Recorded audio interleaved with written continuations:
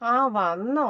എത്ര നേരമായിട്ട് കുറച്ച് മുട്ട മേടിക്കാനാന്നും പറഞ്ഞ് പോയിട്ട് ഇത് കോഴീനെ കൊണ്ട് മുട്ട ഇടിയിച്ചേച്ച് മേടിച്ചോണ്ട് വരുവാണോ? അല്ലമ്മേ, ഞാനേ ശോഭേച്ചിന്റെ വീട്ടിൽ പോയി. അവരുടെ വീട്ടിൽ വെള്ളം കയറിയെന്ന് പറഞ്ഞിട്ട് കാണാൻ പോയതാ. ശീതളും ഉണ്ടായിരുന്നു. അവളാ പറഞ്ഞ അവരുടെ ഹാളിൽ വരെ വെള്ളം കയറിയെന്ന്. സിറ്റ് ഔട്ടിലുണ്ടല്ലോ അമ്മേ, എന്റെ മുട്ടിന്റെ അത്ര വെള്ളമുണ്ട്. ഓ എന്റെ ദൈവമേ, എല്ലാ മഴക്കാലത്തും അവരുടെ വീട്ടിലങ്ങ് വെള്ളം കയറും. വെള്ളം അങ്ങ് ഇറങ്ങിക്കഴിഞ്ഞാൽ പിന്നെ ചെളിയോ. ഓ, മുറ്റത്തും പെരയുടെ അകത്തൊന്നും പിന്നെ കയറണ്ട, ചെളിയോട് ചെളിയായിരിക്കും. എന്തൊരു കഷ്ടമാ, പാവമുണ്ട്. പക്ഷെ നിങ്ങൾ കുടുംബശ്രീക്കാരൊക്കെ പോയിട്ട് വൃത്തിയാക്കി കൊടുക്കാറുണ്ടല്ലോ.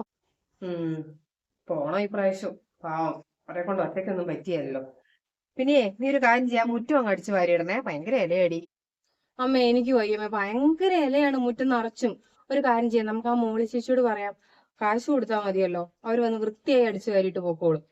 ജിമ്മിൽ പോയിട്ട് വേർത്ത് കുളിക്കുന്നതിന് അവൾക്ക് ഒരു പ്രശ്നമില്ല. ഓ, അവിടെ പോയിട്ട് എന്തെല്ലാം പണിയാ അവള് പോയി എടുക്കുന്നത്. അതിനൊന്നും ഒരു അവനവന്റെ വീട്ടില് മുറ്റം അടിക്കുന്നതിനാണ് അവൾക്ക് വലിയ അവൾക്ക് കഷ്ടപ്പാട്. ഈ ജിമ്മിലൊന്നും കൊണ്ടുപോയിട്ട് വെറുതെ കാശ് കളയേണ്ട യാതൊരുവിധ കാര്യമില്ല. അവനവന്റെ വീട്ടിലെ വീട്ടുപണിയൊക്കെ ഉഷാറായിട്ട് അങ്ങ് എടുത്താൽ മതി. എന്റെ അറിവിന്റെ നിറകൂട്ടമേ, ഞാൻ അടിച്ചു വാരിക്കോളാം. പിന്നെ അല്ലാതെ ഓരോരോ കളസവും കയറ്റിട്ട് ജിമ്മിലേക്കാന്ന് പറഞ്ഞ് പോവുക. സ്വന്തം വീട്ടിൽ എന്തെങ്കിലും പണി ഉണ്ടെങ്കിൽ അത് വേറെ ആൾക്ക് പൈസ കൊടുത്ത് ആളെ വെച്ചിട്ട് ചെയ്യിക്കും. ഓ, അവനവന്റെ വീട്ടിൽ ഒരു ഇല എടുത്ത് മറിച്ചിടിയ എന്നിട്ട് പോവാണ് ജിമ്മിലോട്ടാന്നും പറഞ്ഞു. എന്റെ അമ്മേ. ഓ ഓ, വിവരമില്ലാത്ത ഒരു കുറ്റമല്ലാത്തോണ്ട് പിന്നെ കുഴപ്പമില്ല. അയ്യോ തളർന്നേ, മുറ്റം അടിച്ച് തളർന്നേ. എടി ചിഞ്ചുമോളെ, രശ്മി മോളുടെ കല്യാണത്തിനെ തിരൂരമ്മായി വന്നായിരുന്നല്ലേ? ഓ, അമ്മായി വരൂരെന്ന് പറഞ്ഞത്, എന്നിട്ട് കല്യാണത്തിന് അന്ന് രാവിലെ എത്തിയെന്ന് പറഞ്ഞു. എത്ര നാളായിന്നറിയോ അമ്മായിനെ ഒന്ന് കണ്ടിട്ട്. പക്ഷെ വന്നെന്ന് കേട്ടിട്ട് എനിക്ക് എന്തോ പോലെയായിരുന്നു. ഒന്ന് ഇവിടം വരെയൊക്കെ വന്നിട്ട് പോകുമെന്ന് ഞാൻ ഓർത്തു കേട്ടോ. വന്നിട്ട് പെട്ടെന്ന് തന്നെ അങ്ങ് പോയല്ലേ. ആ പുള്ളിക്കാരിയുടെ മകളുടെ മകള് പ്രസവിക്കാറായെന്നും പറഞ്ഞ് കല്യാണം കഴിഞ്ഞ് അപ്പൊ തന്നെ പോയല്ലോ. ഒരുപാട് പേരുണ്ടായിരുന്നോടി കല്യാണത്തിന്? ആ, കല്യാണം വിളിച്ച എല്ലാരും വന്നിട്ടുണ്ടെന്ന് തോന്നുന്നു. ഒരുപാട് ആളുണ്ടായിരുന്നു. എന്നാലും എനിക്ക് രശ്മി മോളുടെ കെട്ട് കാണാൻ പറ്റിയില്ലല്ലോ എന്ന് ഓർത്തിട്ട് ഭയങ്കര വിഷമമാടി കൊച്ചെ. ഞാൻ എടുത്തോണ്ട് നടന്ന പെങ്കൊച്ചല്ലേ, അത് ഓർക്കുമ്പോഴേ എനിക്കൊരു വിഷമം. അമ്മ വരാത്തോണ്ടേ മിനി അമ്മായിയുടെ മുഖം ഒരു കൊട്ടയുണ്ടായിരുന്നു. എന്നോട് ഒരു മര്യാദയ്ക്ക് വർത്താനം പറയുന്നില്ലായിരുന്നു. കരഞ്ഞോടി അവൾ പോകുമ്പോ, ചെറുക്കന്റെ വീട്ടിലേക്ക് പോകുമ്പോഴേ. അവളെങ്ങും കരഞ്ഞൊന്നുമില്ല. പിന്നെ വീഡിയോഗ്രാഫർ പറയുന്നു കരയുന്ന ഒരു സീനും കൂടി ഉണ്ടെങ്കിൽ ഒരു ഗുമ്മുള്ളൂ വീഡിയോയ്ക്ക് എന്ന് പറഞ്ഞു. പിന്നെ സവാള മുറിച്ചു കൊടുത്ത് കണ്ണി തേച്ചിട്ട് അവളെ കൊണ്ട് കരയിച്ചത്. ഓടി ഓടുന്നു. ഉള്ളതാമേ, ഞാനല്ലേ സവാള മുറിച്ചു കൊടുത്തത്. നിന്നെ കെട്ടിച്ചു വിടുമ്പോ നീ കരയോടി? സവാള വേണ്ടി വരുമെന്നാ എനിക്ക് തോന്നുന്നേ. ഓ, ഇപ്പത്തെ പിള്ളേര്. പണ്ട് ഞാനൊക്കെ എന്നെ കല്യാണം കഴിച്ചു വിടുമ്പോ എന്തോ ഒരു കരച്ചിലായിരുന്നു എന്റെ ദൈവമേ. കരഞ്ഞു കരഞ്ഞു കരഞ്ഞു കരഞ്ഞ് വൈകുന്നേരം ആയപ്പോഴത്തേക്ക് എനിക്കങ്ങ് പനി വന്നു പോയി. അതിന് നിങ്ങളുടെ കാലത്തെ പോലെയാണ് ഇപ്പം. പണ്ടുള്ള പെണ്ണുങ്ങൾ എന്ന് പറഞ്ഞാൽ കല്യാണം കഴിഞ്ഞാൽ പിന്നെ തീർന്നു അവരുടെ ജീവിതം. പിന്നെ അടുക്കളപ്പണി, പറമ്പിലെ പണി, പിള്ളേരെ നോട്ടം ഒക്കെ ആയിട്ട് 4 ചുവരിന്റെ ഉള്ളിൽ ഒതുങ്ങിക്കൂടലായിരുന്നല്ലോ പണ്ടത്തെ പെണ്ണുങ്ങളുടെ ജീവിതം എന്ന് പറയുന്ന. കല്യാണം കഴിയുന്നവരെ ഉണ്ടായിരുന്നുള്ളൂ. അത് കഴിഞ്ഞാൽ പിന്നെ നരകത്തിന് തുല്യമായിരുന്നു. ഇപ്പൊ അങ്ങനെയൊന്നും അല്ലല്ലോ. കല്യാണം കഴിഞ്ഞ് ചേർന്ന വീട്ടിലാണെങ്കിൽ അമ്മേനെ കഴിഞ്ഞ് നല്ല ഫ്രണ്ട്ലി ആയിട്ടുള്ള അമ്മായി അമ്മയാണ്. പിന്നെ നല്ല ഫ്രണ്ട്ലി ആയിട്ടുള്ള ഹസ്ബൻഡാണ്. നല്ല ജോളിയായിട്ട് പരസ്പരം എന്ത് ജോലിയും പരസ്പരം പങ്കിട്ട് ഹാപ്പി ആയിട്ടുള്ള ഇപ്പത്തെ പെൺകുട്ടികൾ ജീവിക്കുന്നേ. അതുകൊണ്ട് പിന്നെ എന്തിനാ കരയുന്നേ? പിന്നെ എന്റെ മോള് പത്രത്തിലും പിന്നെ ടിവിയിലും ഒക്കെ വരുന്ന വാർത്തകളൊക്കെ കാണുന്നുണ്ടല്ലോ അല്ലെ? ചില കേസുകളൊക്കെ അങ്ങനെ ഉണ്ടെങ്കിലും എനിക്ക് തോന്നുന്നു ഇപ്പോഴുള്ള പെൺകുട്ടികൾ ജീവിച്ചു തുടങ്ങുന്നത് തന്നെ ആഫ്റ്റർ മാരേജാ. അതുകൊണ്ടായിരിക്കും ഇപ്പത്തെ പെൺകുട്ടികൾക്ക് വലിയ സങ്കടമൊന്നും ഇല്ലാത്തത് എനിക്ക് തോന്നുന്നു. അത് നേരം. നാത്തൂന് ഒറ്റയ്ക്കാണോ വന്നത്? ഞാനവിടുത്തെ രശ്മി മോളും ഭർത്താവും ഉണ്ടാവുമെന്ന്. ഞാൻ അവളെ വിളിച്ചായിരുന്നു, കല്യാണം കഴിഞ്ഞിട്ട് രണ്ടുപേരും കൂടി ഇങ്ങോട്ട് വരണം എന്ന് പറഞ്ഞായിരുന്നേ. അപ്പൊ ഞാനോടത്ത് നാത്തൂൻ അവരുടെ കൂടെ വന്നതായിരിക്കുമെന്ന്. ഈ പറയുന്ന രശ്മി മോളുടെ കല്യാണത്തിന് നീ വന്നായിരുന്നോ? ഏ, അവളുടെ അച്ഛന്റെ ഒരേ ഒരു പെങ്ങളല്ലേ ഉഷ നീ? എന്നിട്ട് നീ അവളുടെ കല്യാണത്തിന് പങ്കെടുക്കാൻ വേണ്ടി വന്നായിരുന്നോ? തലേ ദിവസം വന്നു ഒന്ന് മോഹം കാണിച്ചിട്ട് അവള് പോയേക്കുന്നു. നിന്നെ രണ്ട് പറയാൻ വേണ്ടി തന്നെ ഞാൻ ഇങ്ങോട്ട് ഇപ്പൊ കയറി വന്നത്. എന്റെ പൊന്നു നാത്തൂനെ, കല്യാണത്തിന് വരണം എന്ന് എനിക്ക് ആഗ്രഹമില്ലാഞ്ഞിട്ട് മനഃപൂർവ്വം വരാതിരുന്നതാണോ? സാഹചര്യം അതായി പോയത് കൊണ്ടല്ലേ? അന്ന് തന്നെ ഉണ്ണിക്കുട്ടന് ഫ്ലൈറ്റ് കയറേണ്ടി വന്നു. പിന്നെ എന്ത് ചെയ്യാൻ വേണ്ടിട്ടാ? പോയിട്ടുണ്ടെങ്കിൽ ചെറുക്കം വരുന്നത് 3 വർഷം കഴിഞ്ഞിട്ടാ. ആദ്യമായിട്ടാണ് എന്റെ മോനൊന്ന് വീട്ടിൽ നിന്ന് മാറി നിൽക്കുന്നത്. അപ്പൊ അവനെ എയർപോർട്ട് വരെ കൊണ്ടാക്കാൻ വേണ്ടിട്ട് പോകാതിരിക്കാൻ പറ്റുമോ? അതുകൊണ്ടല്ലേ. പിന്നെ അവന്റെ ഒരു കൂട്ടുകാരനും ഉണ്ടായിരുന്നു. പിന്നെ ഞാനും എന്റെ അനിയത്തിയുടെ കെട്ടിയവനും ഉണ്ടായിരുന്നുള്ളൂ കൊണ്ടാക്കാൻ വേണ്ടിട്ട്. അമ്മായി സത്യം പറഞ്ഞ എയർപോർട്ടിൽ പോകണമെന്ന് എനിക്കും ആഗ്രഹം ഉണ്ടായിരുന്നു. ഉണ്ണിക്കുട്ടനാണെങ്കിൽ പോകുന്നതിന്റെ തലേദിവസമൊക്കെ ഭയങ്കര കരച്ചിലായിരുന്നു. അവൻ വീട്ടിൽ നിന്ന് ഇതുവരെ മാറി നിന്നിട്ടില്ലല്ലോ. അതുകൊണ്ട് എയർപോർട്ടിൽ വരെ എനിക്കും പോകണമെന്നുണ്ടായിരുന്നു. പിന്നെ ആരും വരാണ്ട് എങ്ങനെയാ കല്യാണത്തിന് വിചാരിച്ചിട്ടാ വിഷമമൊക്കെ ഉള്ളിൽ ഒതുക്കി ഞാൻ കല്യാണത്തിന് വന്നത്. പിന്നെ അവനെന്ന് വെച്ചാൽ ഇള്ളാവാവയല്ലേ, തന്നെ കേറി പോയേല അവൻ. നിങ്ങൾ കൊണ്ടാക്കിയാലേ അവൻ കേറി പോകുള്ളൂ. 10-25 വയസ്സായ ചെറുക്കനല്ലേ. പിന്നെ അവനും അവന്റെ പോക്ക് വേണമെങ്കിൽ ഒന്ന് മാറ്റി വെക്കായിരുന്നു. അവന്റെ അമ്മയുടെ ആങ്ങളുടെ മകളുടെ കല്യാണമാ, അന്ന് തന്നെ അവന് കേറി പോകേണ്ട കാര്യമൊന്നും ഇല്ലായിരുന്നു. ഓ എന്റെ മോക്കാണെങ്കിൽ ഉണ്ണിക്കുട്ടൻ എന്ന് പറഞ്ഞാൽ അവൾക്ക് അവളുടെ സ്വന്തം ആവണേനെ കഴിഞ്ഞ് വലിയ കാര്യമായിരുന്നു. അത്രയേ ഇഷ്ടമായിരുന്നു. എന്നിട്ട് അവളുടെ കല്യാണം കൂടാതെ അന്ന് തന്നെ അവന് കേറി പോവുകയും ചെയ്തു. ആ പോക്കൊന്ന് മാറ്റി വെക്കായിരുന്നു. അയ്യോ അന്ന് തന്നെ പോകാതിരിക്കാൻ പറ്റിയല്ല, അതുകൊണ്ടല്ലേ പോയത്.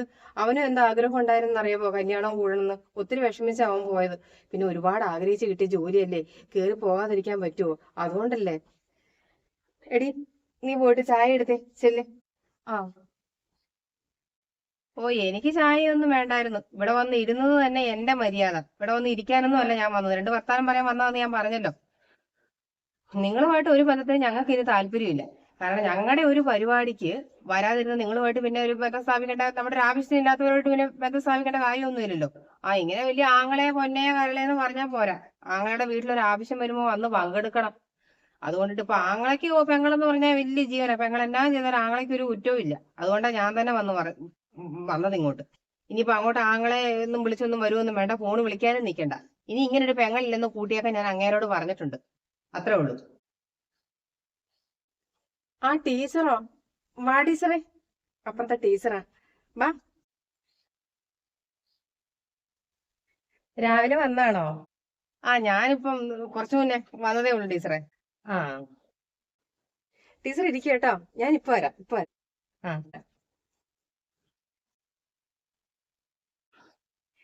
ഞാൻ വന്നതേ, നമ്മുടെ ഇവിടെ രണ്ട് മൂന്ന് വീടുകളിൽ വെള്ളം കയറിയിട്ടുണ്ട്. അപ്പൊ അത് ഇറങ്ങുമ്പം സാധാരണ കുടുംബശ്രീക്കാരും അയൽവക്കത്തുള്ളവരും ഒക്കെ കൂടിയിട്ട് വൃത്തിയാക്കി കൊടുക്കുന്നത്. അപ്പൊ അങ്ങനെ വൃത്തിയാക്കി കൊടുക്കുന്നവർക്കുള്ള ഭക്ഷണം നമ്മൾ അറേഞ്ച് ചെയ്യണം. അപ്പൊ അതിന് വേണ്ടിയിട്ട് അത് കാര്യങ്ങളൊക്കെ സംസാരിക്കാൻ വേണ്ടിയിട്ടാണ് ഞാൻ ഇങ്ങോട്ട് വന്നത്. എന്താ മോഹമൊക്കെ വല്ലാതിരിക്കുന്നേ? മോളുടെ കല്യാണമൊക്കെ ഭംഗിയായിട്ട് കഴിഞ്ഞില്ലേ? കല്യാണമൊക്കെ കുഴപ്പമില്ലാണ്ട് കഴിഞ്ഞു ടീച്ചറെ. എന്ത് ചെയ്യാൻ വേണ്ടിട്ടാ. എന്റെ മോളുടെ അച്ഛന്റെ ഒരേ ഒരു പെങ്ങളുള്ളത് കല്യാണത്തിന് പങ്കെടുത്തില്ല. നാട്ടുകാർ മൊത്തവും ചോദിച്ചു, പെങ്ങള് വന്നില്ലേ, പെങ്ങള് വന്നില്ലേ, ഉഷ എന്തിയേ, ഉഷ എന്തിയെന്ന്. അവരോട് ഞങ്ങൾ എന്ത് സമാധാനം പറയും? ടീച്ചർ പറ. ഏ അതിപ്പോ മകനെ എയർപോർട്ടിൽ കൊണ്ടുവിടാൻ പോയി എന്നങ്ങ് പറയണം ആരെങ്കിലും ചോദിച്ചാല്. പിന്നെ തലേദിവസം ചേച്ചി വന്നല്ലോ. അവക്ക് മകന്റെ അമേരിക്കക്ക് പോക്കാണോ വലുത്, അത് ആങ്ങളുടെ മകന്റെ കല്യാണമാണോ വലുത്? ഈ അമേരിക്കയിൽ പോയ മകൻ പിന്നെ 3 വർഷം കഴിയുമ്പോൾ തിരിച്ചു വരും. ഈ കല്യാണം എന്ന് പറയുന്നത് ജീവിതത്തിൽ ഒരിക്കൽ മാത്രം നടക്കുന്ന സംഭവമല്ലേ. അത് ഇട്ടിട്ട് ഇപ്പൊ അവക്ക് മകനെ കയറ്റി വിടാൻ പോകേണ്ട കാര്യമൊന്നും ഇല്ലായിരുന്നു. ഒരമ്മയായിട്ട് ചിന്തിച്ചു നോക്ക്, അപ്പൊ മനസ്സിലാകും. ഈ ഉണ്ണിക്കുട്ടൻ എന്ന് പറയുന്ന കൊച്ച് കാര്യം 10-25 വയസ്സായെങ്കിലും അവൻ ഇന്ന് വരെ ഒരു ദിവസം പോലും വീട്ടിൽ നിന്ന് മാറി നിൽക്കാത്തൊരു കൊച്ചാന്ന് നിങ്ങൾക്ക് അറിയാലോ. ഒരു ഹോസ്റ്റലിൽ പോലും നിന്നിട്ട് അവൻ പഠിച്ചിട്ടില്ല. ആ കൊച്ച് അമേരിക്കയ്ക്കാ പോകുന്നത്. 3 വർഷം കഴിഞ്ഞിട്ട് തിരിച്ചും വരുള്ളൂ. ഒരു അമ്മയ്ക്ക് എന്തെല്ലാം കാര്യങ്ങൾ അവന് ചെയ്തു കൊടുക്കാനുണ്ടാവും അന്നത്തെ ദിവസം. ഇതിപ്പോ കല്യാണം അവന് പോകേണ്ട ദിവസം ഒരുപോലെ ആയാലും നമുക്ക് എന്ത് ചെയ്യാൻ കഴിയും? നമ്മളല്ലല്ലോ ഒന്നും തീരുമാനിക്കുന്നത്. അപ്പൊ ആ ചേച്ചി അത് മനസ്സിലാക്കുക. ഒരു ബന്ധങ്ങളൊക്കെ ചുമ്മാ വഴക്ക് കൂടി തകർത്ത് കളയാൻ വേണ്ടിട്ട് എളുപ്പമാ. ഏ അല്ല ടീച്ചറെ, എന്നാലും ഒരെന്നാലും ഇല്ല, പ്രാക്ടിക്കലായിട്ട് ചിന്തിക്കുന്നേ. ഞാൻ പറഞ്ഞില്ലേ, ബന്ധങ്ങളൊക്കെ തകർത്ത് കളയാൻ നല്ല എളുപ്പമാ. പരസ്പരം മനസ്സിലാക്കി ഒരുമിച്ച് പോകാനാ വലിയ പാട്. കുറച്ചുകൂടെ കഴിഞ്ഞിട്ട് പോകായിരുന്നു നാത്തൂനെ. അയ്യോ പോട്ടിടി, ഞാനേ പിന്നെ വരാം. നീ ഏതായാലും രശ്മീനെയും കെട്ടിയവനെയും വിരുന്നിന് വിളിച്ചിട്ടുണ്ടല്ലോ. അപ്പൊ ആ കൂടെ ഞാൻ ഒന്നും കൂടി വരാം. ആ ആ ആ അല്ലടി പെങ്കൊച്ചേ, നീ ജോലി റിസൈൻ ചെയ്തിട്ട് പുതിയ സ്ഥലത്ത് നിനക്ക് എപ്പോഴാ ജോലിക്ക് കയറണ്ടേ?